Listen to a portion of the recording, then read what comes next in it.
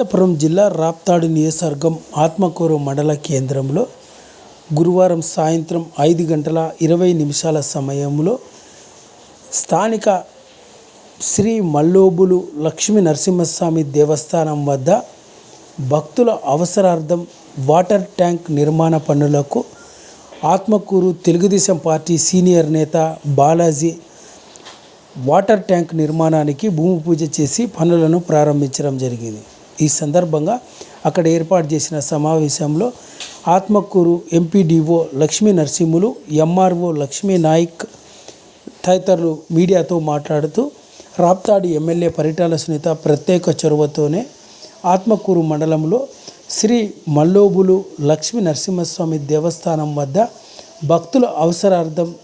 water tank నిర్మాణం చేపట్టేందుకు భూమి పూజ చేసి పనులను ప్రారంభించడం జరిగిందని ఆత్మకూరు ఎంపీడీఓ లక్ష్మీ నరసింహులు, ఎంఆర్ఓ లక్ష్మీ నాయక్